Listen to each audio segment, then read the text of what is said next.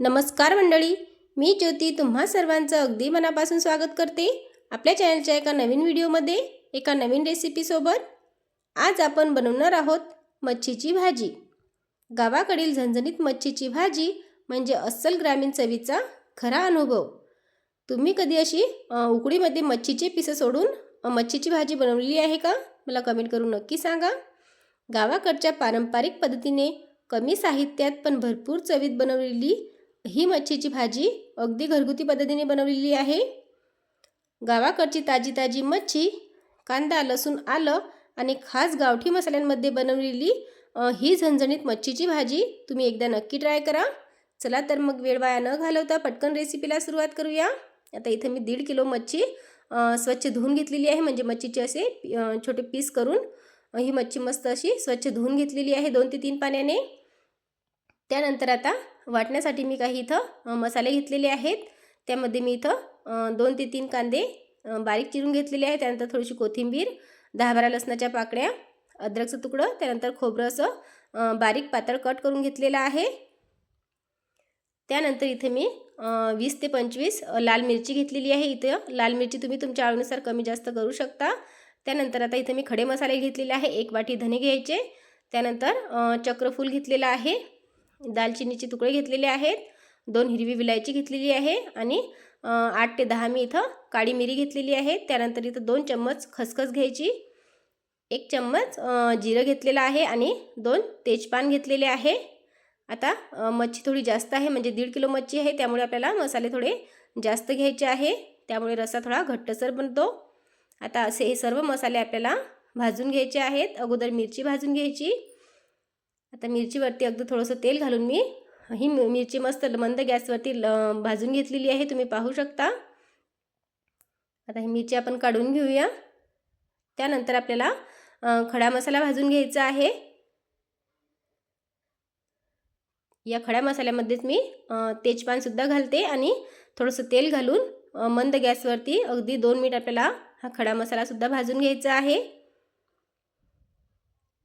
तुम्ही पाहू शकता मस्त असा मी मसाला भाजून घेतलेला आहे। त्यानंतर यावरतीच आपल्याला जिरं घालायचं आहे, कारण जिरं भाजण्यासाठी खूप जास्त वेळ लागत नाही, त्यामुळे मी हा खडा मसाला भाजल्यानंतर यावरती जिरं घालून अगदी 2 मिनिट हे परत भाजून घेतलं आणि आता हा खडा मसाला आपल्याला काढून घ्यायचा आहे।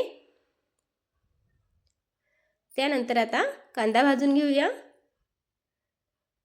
आता या कांद्यावरती सुद्धा अगदी थोडंसं तेल घालायचं आणि मस्त लालसर रंग येईपर्यंत हा कांदा सुद्धा आपल्याला भाजून घ्यायचा आहे। मंद गॅसवरतीच मी हा कांदा मस्त असा भाजून घेतलेला आहे। आता कांद्याला मस्त लालसर रंग आलेला आहे। आता यावरती मी खसखस घालते आणि ही खसखस सुद्धा आपल्याला 2 मिनिट या कांद्यावरती मस्त अशी भाजून घ्यायची आहे। आता तशीच जर तुम्ही तव्यावरती ही भाजली तर तव्याला थोडी चिकटते, त्यामुळे मी अशी कांद्यावरती ही खसखस घालून मस्त अशी भाजून घेतलेली आहे, तुम्ही पाहू शकता। आता हा कांदा आपण काढून घेऊया। त्यानंतर इथे मी जे खोबरं घेतलेलं आहे कट करून, ते खोबरे सुद्धा भाजून घेते। आता या खोबऱ्याऐवजी तुम्ही खोबर खिसाचा सुद्धा वापर करू शकता। खोबरे सुद्धा मस्त असं भाजून घेतलेलं आहे। आता सर्व मसाले मी भाजून घेतलेले आहे। आता या मसाल्याचं आपल्याला वाटण तयार करायचं आहे। आता हे वाटण मी पाट्यावरती म्हणजे तयार करणार आहे। तुम्ही मिक्सरला सुद्धा हे बारीक करून घेऊ शकता। तुम्ही पाहू शकता पाट्यावरती मस्त असं मी हे वाटण बारीक केलेलं आहे आणि सर्व मसाल्यांचं वाटण मी एकत्रच केलेलं आहे। आता आपण फोडणी देऊया। आता एक मोठ्या कढईमध्ये मी 6 ते 7 पळी तेल घातलेलं आहे। आता इथं तेल तुम्ही थोडं कमी जास्त करू शकता। तेल मस्त असं गरम करून घ्यायचं आणि तयार केलेलं मसाल्याचं वाटण या तेलामध्ये घालायचं आहे आणि पूर्ण या तेलामध्ये हे व्यवस्थित असं मिक्स करून घ्यायचं। आता भाजीला फोडणी देताना तेल मस्त असं कडकडीत गरम करून घ्यायचं आहे, त्यामुळे आपल्या भाजीला तरी खूप छान येते। आता हे मसाले पूर्ण मी या तेलामध्ये मिक्स केलेलं आहे मसाल्याचं वाटण। त्यानंतर आपण जे पाट्यावरचं पाणी काढलेलं होतं ते पाणी सुद्धा यामध्ये घालायचं आणि हे पूर्ण असं मिक्स करून घ्यायचं आहे।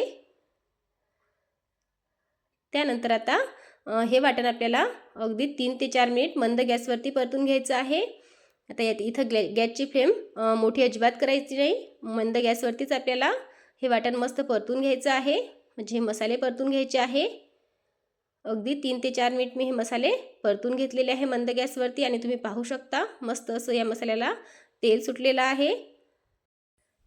आता यामध्ये आपल्याला गरम मसाला घालायचा आहे। इथं मी 2 चम्मच गरम मसाला घालते। आता हा मसाला सुद्धा या वाटणामध्ये आपल्याला व्यवस्थित असा मिक्स करून घ्यायचा आहे। त्यानंतर यामध्ये थोडीशी कोथिंबीर घालायची। अशी या मसाल्यांमध्ये कोथिंबीर घातल्याने भाजीला चव खूप छान येते। आता हे पूर्ण असं मिक्स करून त्यानंतर मी यामध्ये 1 ग्लास गरम पाणी घातलेलं आहे आणि हे पूर्ण असं मिक्स करून घ्यायचं।